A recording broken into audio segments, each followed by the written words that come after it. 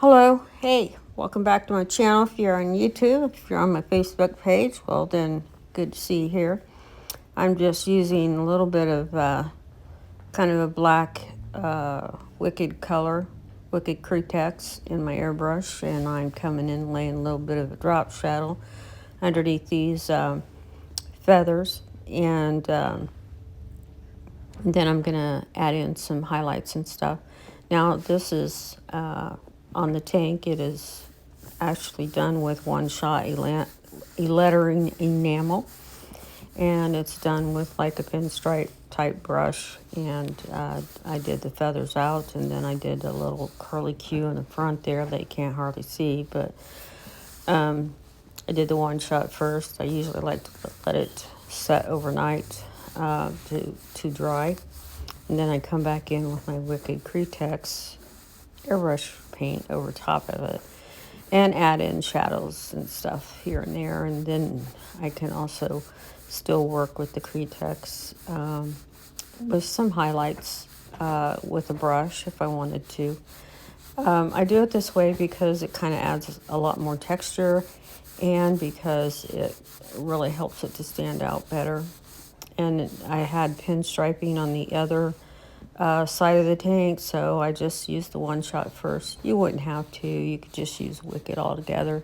But if you're going to do like the curly Q that I did in the front there, it's kind of hard with Wicked to do like a pinstripe type thing, so you have to use the regular pinstripe paint, which would be the one shot or the house color. I just always stick to one shots. Always been good for me. And here I'm using just a eraser pencil, Mars eraser, and I'm going in and erasing out some little feather twigs here and there where I airbrush some of that shadowing in. It just kind of helps it stand out, look more like a feather than just, right there.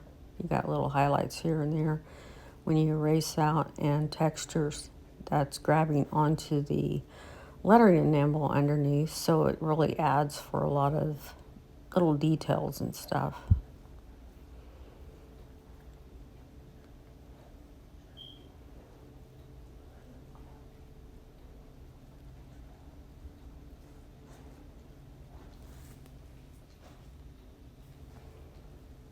My dog is having an itching fit over here. So if you hear that, that's my dog. There, I tried to get in a little bit more close. I'm working with a different kind of camera here that's kind of hard to get in there. But I think you can pick up what I'm doing. Erasing, and you just use these little eraser pencils and a pencil sharpener, and they work real fine for you.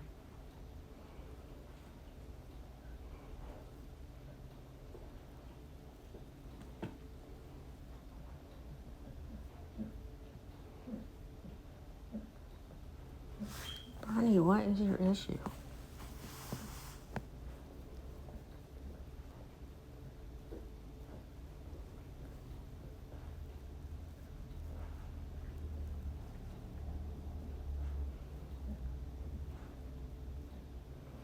This is a wooden dowel that I'm using too. It kind of helps grab hold a little bit more if the eraser isn't working for you quite very well. So it's just a old paintbrush that I have sharpened in a pencil sharpener, and I use the wooden end of it to scratch out some of that overspray that I have sprayed on there. And since Wicked Cretex airbrush paint is an acrylic, it takes overnight to cure, so you can erase it out pretty quick, or you can use a dowel to come in and get those lines in there for highlights.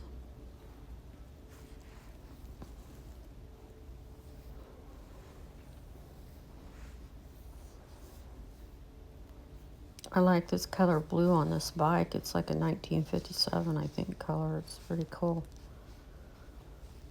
It's in between a robinade blue and a little light teal.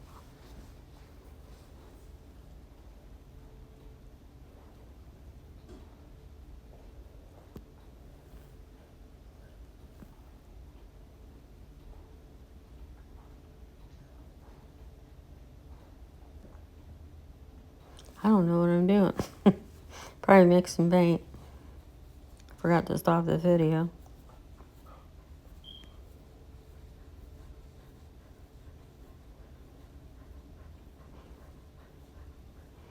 And once this is done, I will tack coat it with a clear, just enough to be able to grab onto the paint. I sand in between. When I'm done with the one shot, like putting on the feathers and the pinstriping and all, and I've let it set overnight, I kind of come in with a Scotch-Brite pad and just kind of lightly sand over the top where there's little grabs of paint here and there. Lightly sand it and then clean it off, and then I start airbrushing with the Wicked Cretex. And then once that is done and I have erased any area in there that I don't want to show under the clear, then I will tack coat clear it, and then I'll clear it again real lightly, and then it will be ready to be picked up. I don't do an overall clear coat because I'm not, I don't have a paint booth and it's not dust free where I'm at, so I would rather someone else do all that kind of work, like the sanding and the laying the heavy coats on. It's not that I haven't done it before. I have. I just don't like to do it anymore. I'd prefer that to go to somebody else. So they will be picking it up like that. My point is just to clear it enough to where whoever can come and take it, and it won't. The artwork will be protected so that they can sand it and they can clear it the way they want to clear it.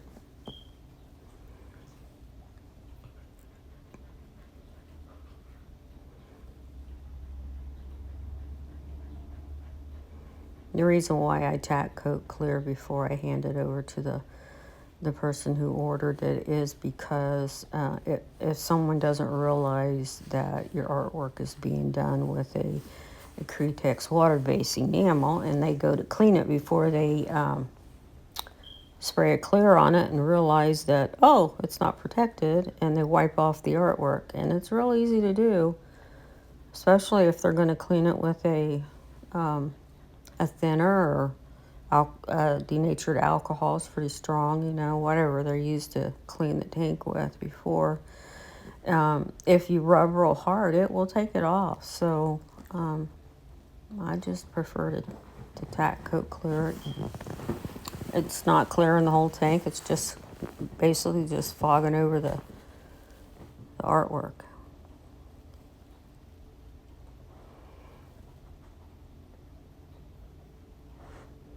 In here, this is actually Wicked. You cannot put one-shot lettering enamel over top of the airbrush paint.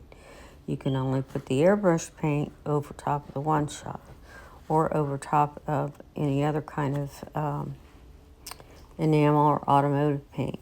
You can't do the opposite because it will wrinkle up on you when you go to clear it. So you have to only lay this over the other.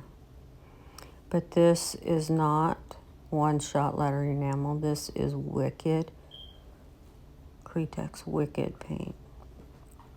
And I'm just adding some little highlights. Thanks for watching. Hey, check my YouTube channel out. Bye-bye.